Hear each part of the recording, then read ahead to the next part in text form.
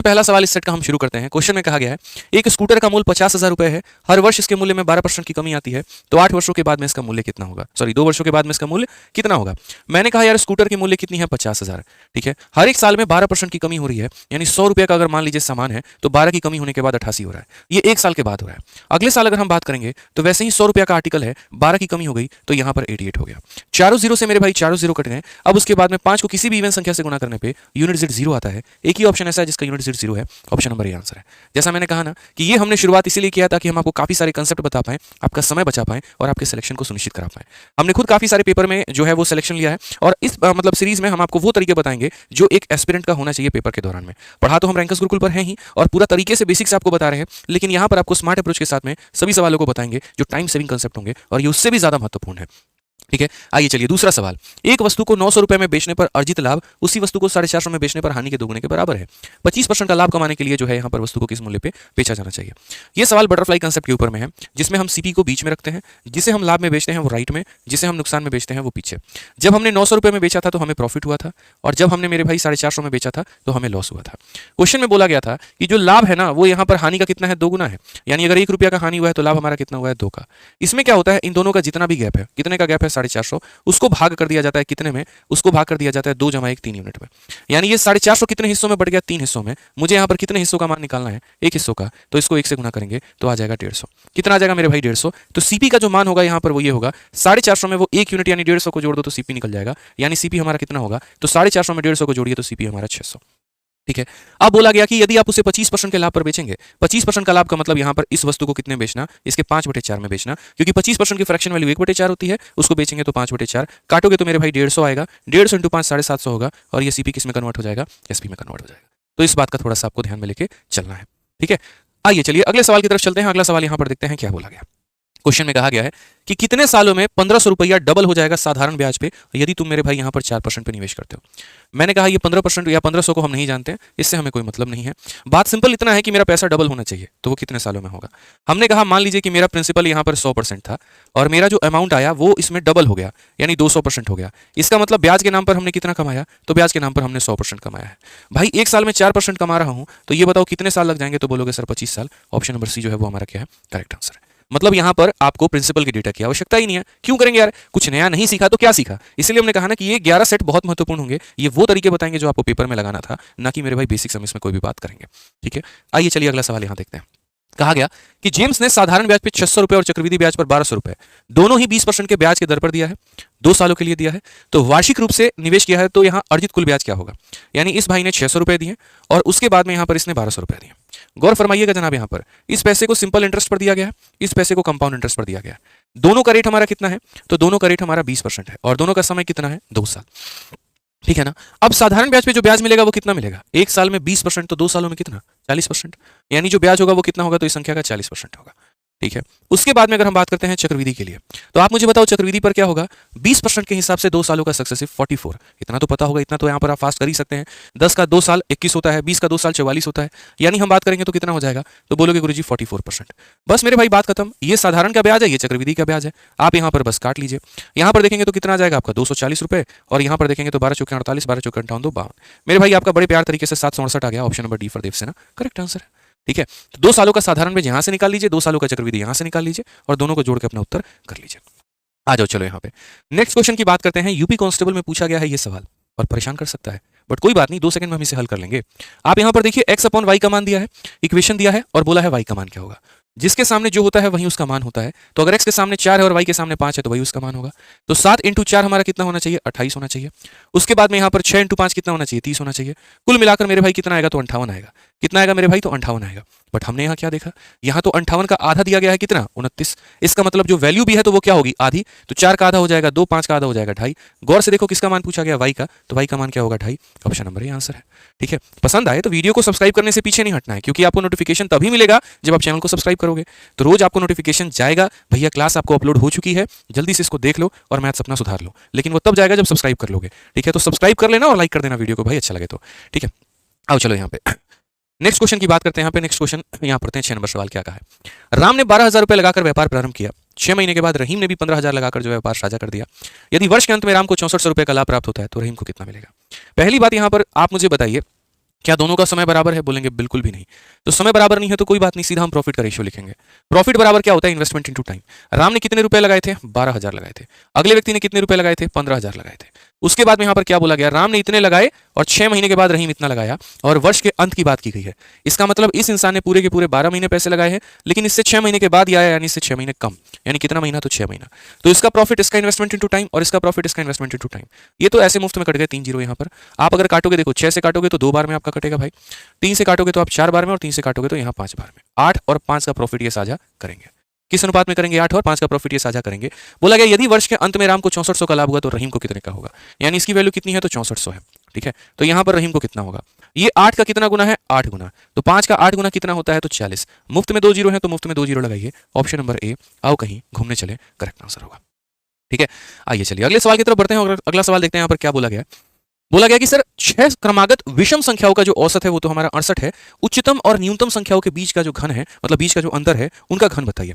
अब यार आपको क्या लगेगा? पता है, पता नहीं यार ये कौन सा संख्या होगा जिनकी औसत यहाँ पर ये होगी। और मेरे को पता है वीडियो पॉज करके आप लग गए होगे स्मॉलेस्ट संख्या निकालने में, लार्जेस्ट संख्या निकालने में, डिफरेंस निकालने में, क्यूब करने में। मैं बोलता हूँ ऐसा मत करो। कोई बच्चा अगर ये भी सोचा रहे उस ऑप्शन को टिक करेंगे जो परफेक्ट क्यूब है, तो भाई ये भी परफेक्ट क्यूब है, ये भी परफेक्ट क्यूब है, ये भी क्यूब है, तो टिक नहीं कर पाओगे। सिंपल सी एक बात बताता हूँ, चाहे तुम्हारी ऑड की सीरीज हो चाहे तुम्हारी इवन की सीरीज हो, जितनी भी संख्या दी गई है, अगर 6 कॉन्जिक्यूटिव ऑड नंबर दिए हैं तो यहाँ पर जैसे मानो 1 संख्या, 2 संख्या, 3 संख्या, 4 संख्या, 5 संख्या, 6 संख्या, ये स्मॉलेस्ट होता है और ये हाईएस्ट होता है। अगर आप इनके बीच में जो डिफरेंस चाह रहे होते हैं तो ये डिफरेंस को निकालने के लिए क्या करिए? जितनी भी संख्या दी गई है ना उसमें कम कर दीजिए। 6 दिया गया तो उसमें कम कर दीजिए, और यहाँ हर एक संख्या में डिफरेंस कितने कितने का होता है? 2 का, तो यहाँ डिफरेंस आ जाएगा 10 का, और 10 का आ जाएगा तो आप यहाँ पर 10 का क्यूब कर दीजिएगा, तो आपका आंसर कितना आ गया? 1000। ऑप्शन नंबर ये आंसर है। ये 68 से कोई वास्ता ही नहीं है। उदाहरण के तौर पे हम आपको लेकर भी दिखा देते हैं। मान लीजिए यहाँ पर ये हम ले रहे हैं लगातार के मेरे भाई 5, यहाँ पर देखिए 1 2 3 4 5 है, ये लगातार की कितनी संख्या ले ली हमने? 6 संख्या ले ली। इन दोनों में जरा डिफरेंस देखना कितने का है? 10 का। वो छोड़ो, बीच से कोई संख्या उठा लो यार, जैसे मानो 17 हो गया, 19 हो गया, 21 हो गया, 23 हो गया, 25 हो गया और 27 हो गया। डिफरेंस देखना कितने का? 10 का। तो कभी भी कोई भी उठाओगे ना तो हमेशा उनके जो गैप होते हैं उनका डबल होता है, और गैप किसके बराबर होता है? नंबर ऑफ संख्या माइनस 1। 6 संख्या है तो 5 गैप होंगे, 10 संख्या है तो 9 गैप होगा, 20 संख्या है तो 19 गैप होंगे। ठीक है, तो यहाँ पर गैप निकाल दो, ये गैप था, उसका डबल कर दिया तो ये डिफरेंस आ गया, उसी का क्यूब करना था, उत्तर हमारा आ गया। ठीक है, आओ चलो। ये थोड़ा सा परेशान हो सकता है आपको कर दे, बट मैंने क्या कहा? परेशान नहीं होना है। पढ़िए सवाल को, क्या बोला गया है? एक मजदूर m मिनट में x वस्तुओं का निर्माण करता है तो आधे घंटे में वह कितनी वस्तुएं बनाएगा? आधे घंटे में वह कितनी वस्तुएं बनाएगा? मैंने कहा यार कितनी वस्तुएं तुमने बनाई है x, और कितने मिनट में बनाई है तो तुमने m मिनट में बनाई है। आधे घंटे का मतलब 30 मिनट में तुम कितना बनाओगे? 30x/m। ऑप्शन नंबर जो सी है वो करेक्ट आंसर। बड़ा सिंपल लॉजिक है यार, इतना बना रहे हो इतने मिनट में, तो 30 मिनट में कितना बनाओगे? तो इंटू 30। बोलते हैं ना, जितना दिया गया होता है उससे भाग करना होता है, और जो पता करना होता है उससे गुना करना होता है। सिंपल सी बात है यार। आइए चलिए 9 नंबर सवाल देखते हैं क्या बोला गया। कविता, सविता, बबीता 5 8 और 2 के गति से जो है वो पी क्यू तक चल रही हैं, और सभी द्वारा क्यू तक पहुंचने में लगने वाला समय का अनुपात क्या होगा? मतलब यहाँ पर क्या है, ये एक पर्सन है, ये पर्सन है, ये मतलब 3 लोग हैं यहाँ पे इस मंडली में, इनको एक पर्टिकुलर डिस्टेंस पे जाना है। ठीक है, बोला गया यहाँ पर स्पीड का अनुपात दिया गया है इतना है, तो बताओ टाइम का अनुपात कितना होगा? जब हमारी दूरी समान होती है ना, देखिए फॉर्मूला आप लोग क्या पढ़ते हैं? फॉर्मूला पढ़ते हैं स्पीड बराबर डिस्टेंस अपॉन टाइम। तो जब हमारी दूरी समान होती है तो स्पीड का उल्टा कौन होता है? टाइम होता है।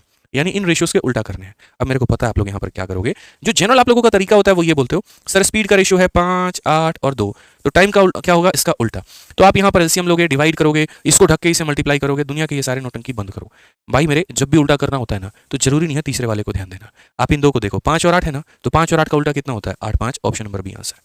बाकी किसी में 8 5 का रेशियो नहीं बन रहा है। क्यों इतनी मेहनत करे यार? अगर मेरे 2 ऑप्शंस में होते फिर मैं 8 2 का उल्टा 2 8 देखता।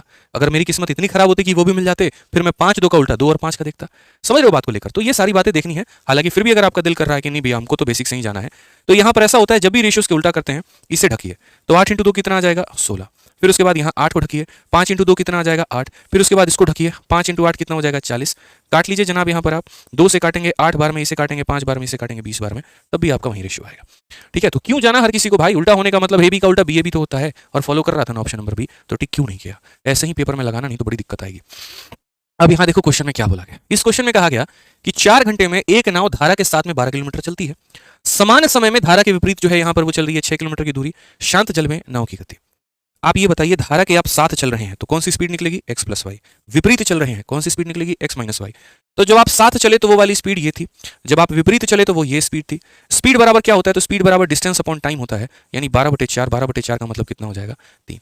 और विपरीत चलने का मतलब यहाँ पर क्या होता है? डिस्टेंस अपॉन टाइम होता है 4/6, यानी ये कितना हो जाएगा? 1.5। आपको यहाँ पर क्या करना है, तो आपको यहाँ पर जो है y का मान निकालना है। 1000 बार बोला है x का मान निकालना हो जोड़कर आधा करो, और y का मान निकालना हो तो क्या करो, घटाकर आधा करो। 3 में से घटा दो 1.5, और 1.5 का मेरे भाई क्या करो यहाँ पर आधा। ठीक है, बोला गया नाव की गति निकालनी है, तो नाव की गति निकालनी है तो हम यहाँ पर क्या करेंगे, x का मान निकालेंगे, और x का मान निकालने के लिए क्या करेंगे, जोड़कर आधा। 4.5 का आधा हमारा कितना हो जाएगा, 2.25। ऑप्शन नंबर ये हमारा उत्तर। ठीक है, बहुत परफेक्ट बाबू। आ जाओ नेक्स्ट क्वेश्चन। यहाँ पर देखो क्या बोला गया, बोला गया वह छोटी से छोटी संख्या ज्ञात करिए जिसके द्वारा 1200 को पूर्ण वर्ग बनाने में किससे गुना किया जा सके। मतलब हम आपको ये ऑप्शन दे रहे हैं और बोले भैया इसको किससे मल्टीप्लाई तुम करोगे कि ये परफेक्ट स्क्वायर बन जाए। सीधा ऑप्शन नंबर बी आंसर है। बोलोगे कैसे, अरे यार एक बात बताओ ना भाई, सुनो, ये तुम्हारा 00 का मतलब 100, ये परफेक्ट स्क्वायर है। ये 12 को गुना करके क्या बना देना है, परफेक्ट स्क्वायर। और 12 इंटू 3 तुम्हारा कितना होता है, 36, जो कि अपने आप में परफेक्ट स्क्वायर है। बोलोगे नहीं सर छोटी बोला था, आप सीधा 3 कैसे उठा लिए। अरे 12 इंटू 2 देखो 24, हुआ नहीं हुआ ना, तो इसके बाद में यहाँ पर 3 ही को तो उठाएंगे ना। उस पर मामला नहीं बनता तो किसी और पर भी ट्राई करते हैं। ठीक है, पर जब मामला अपना यहीं पर सेट हो गया तो क्यों किसी और पर ट्राई करें, नहीं करेंगे। ठीक है, आइए चलिए नेक्स्ट क्वेश्चन। यही वाले अप्रोच आप लोगों को सीखने हैं। ठीक है, मैं हमेशा क्यों कहता हूं, देखो मैथ्स में जब भी हमने अपने पेपर्स को सॉल्व किया, हमने बहुत कम समय के अंदर में पेपर उड़ाया है। सीएचएसएल का पेपर हमने 9 से 11 मिनट के अंदर में खत्म कर दिया था, सिर्फ मैथ्स की बात कर रहा हूं। बाकी 51 मिनट के अंदर में हमने बाकी सब्जेक्ट खत्म किए। तो वो जो मेरी एक एक्स्ट्रा स्पीड थी ना, उसने मेरे बाकी पेपर्स को समय में हल करने में मेरी काफी मदद की। आज के समय मेरी सोच भी यही रहती है कि मैं बच्चे के अंदर वही कंसेप्ट डालूं और यहाँ पर उस तरीके से वो सीखे, उसको कंसेप्ट भी बताओ। यार मैं कितने बेसिक से पढ़ा रहा हूँ, सोचो रैंकर्स गुरुकुल वाले चैनल पे। यहाँ पर मैं आपको क्या सिखा रहा हूँ, पेपर में अटेम्प्ट कैसे करना है, और वो चीज़ आपके खून में मुझे डालना है तो डालना है।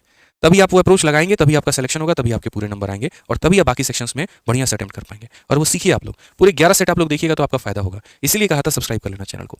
आइए, नहीं करोगे तो उनका फायदा होगा जो जुड़े हुए हैं, वो आपसे ज्यादा नंबर लेकर आ पाएंगे, तो इस बात का ध्यान रखिए। आइए, दो संख्याओं का महत्तम समावर्तक 16 है, उनका गुणनफल इतना है, लघुत्तम समावर्तक कितना होगा। भैया दो संख्याओं का जो प्रोडक्ट होता है वो बराबर होता है हमारे एचसीएफ इंटू एलसीएम के। उनका जो प्रोडक्ट बोला गया है वो कितना है, तो बोला गया है 6400। हाईएस्ट कॉमन फैक्टर बोला गया है 16, तो यहाँ पर एलसीएम कितना होगा, तो सीधा काटोगे तो कितना आ जाएगा, 400। ये तो छोटा मोटा सवाल था, एहसान किया इस सवाल ने, बस और कुछ नहीं। ठीक है, अब आ जाओ, ये वाला सवाल है ना यार, आजकल बहुत ट्रेंडिंग में है, और आजकल इतना ट्रेंडिंग में है ना, लेकिन मैं आज आपको इसको शॉर्टकट बता रहा हूँ कि आप इसको कैसे हल कर सकते हैं काफी कम समय के अंदर में। मतलब एक ही तरह की संख्या, पहले उसको 10 से भाग किया, फिर और 10 से भाग किया, फिर और 10 से भाग किया, फिर और 10 से भाग किया, और ये सीरीज कंटिन्यू होती चली गई। और बोला गया बताओ यहाँ पर, अब लोग क्या करते हैं, इसको एकदम ऐसे करेंगे 113, फिर उसके बाद 11.3, 1.13। तो भैया ऐसे तो कभी नहीं हो पाएगा, कांस्टेबल क्या कुछ नहीं लग पाओगे, ऐसे फायदा नहीं है। जो हम ट्रिक बता रहे हैं, जो हम तरीका बता रहे हैं, आप उस पर फोकस करो, आराम से मेरे भाई होगा। आप यहाँ पर देखिए, सबसे पहले उठाइएगा 3, तो आप यहाँ रखेंगे 3। ठीक है, पहली बार में सिर्फ एक संख्या आपको लेनी है, वो आप ले चुके हैं। अब दूसरी बार में आप दो संख्या को लेंगे, 1 + 3 हमारा कितना हो जाएगा, 4। तीसरी बार में आप 3 संख्या को लेंगे, 1, 1 और 3, वो हो जाएगा हमारा 5। उसके बाद में आप यहाँ पर 1, 1, 1 और मेरे भाई 3, तो ये कितना हो जाएगा हमारा 5। 0.5543 यहाँ पर किस ऑप्शन में है, इसी में है, तो बाकी को क्यों चेक करना, बात खत्म। तो एक बार में एक संख्या जो कि 3, अगली बार में मेरे भाई यहाँ पर दो संख्या जो कि हो गई 4, अगली बार में 3 संख्या 1, उसके बाद में 1 और उसके बाद में यहाँ पर 3, तो हो गया हमारा 5, और अगली बार में 4 संख्या यहाँ पर उठाया और चारों को जोड़ कर रख दिया, खेल खत्म यहाँ पे। ठीक है, जैसे जैसे बढ़ते चलेंगे वैसे वैसे डिजिट्स बढ़ाते चलेंगे। आइए, इस क्वेश्चन में कहा गया है n का मान कितना होगा। अब ये सारे 3 के ही कहीं ना कहीं पावर दिख रहे हैं, कैसे हल करेंगे, तो जैसे यहाँ पर 9 है, तो 9 का मतलब 3 का पावर 2n होता है, ये हमारा 3 का पावर 5 होता है, ये हमारा 3 का क्यूब होता है, तो यहाँ पर क्यूब आएगा तो 3 × 3 कितना हो जाएगा, 9 हो जाएगा। यहाँ पर बात करेंगे 3 के 1 पावर होंगे, यहाँ बात करेंगे 3 के, ये 4 है, 4 × 4 कितना 16, और ये बराबर आ रहा है किसके, 3 के क्यूब के। यहाँ पे ओवरऑल अगर हम बात करेंगे तो बस यहाँ पर 3 आना चाहिए, मतलब ये ऊपर सारा मामला सेट होने के बाद में 3 आना चाहिए पावर में। यानी अगर हम बात करेंगे तो हम बोलेंगे सर 3 का पावर देखो, 9 और 5 हो गया 14, और 16 और 1 हो गया मेरे भाई 17। समझ रहे हो बात को लेकर, तो आप यहाँ पर क्या बोलोगे, बोलोगे सर 14 में से आप 17 निकाल दीजिए, कितना बचेगा, -3। फिर से रिपीट कर रहा हूँ, 14 में से 17 निकाल दो, 14 - 17, तो 14 - 17 -3, यानी बोलोगे यहाँ पर सर ये -3 बराबर हो जाएगा किसके, इतने के, यानी ऊपर वाली वैल्यू हमारी 3 के बराबर होगी। तो अगर 2n - 3 जो होगा वो हमारा 3 के बराबर में होगा, तो यहाँ पर 2n का मान कितना हो जाएगा, 6, तो n का मान कितना हो जाएगा, 3 हो जाएगा। कौन सा ऑप्शन है, तो ऑप्शन नंबर सी। चलो कहीं घूमने चले, करेक्ट आंसर। ठीक है, आइए लास्ट क्वेश्चन आपका, 15 सवालों का ये बड़ा प्यारा सेट हमने आपके लिए क्रिएट किया था, और ये लास्ट क्वेश्चन है, देखिए सीखिए समझिए क्या बोला गया है।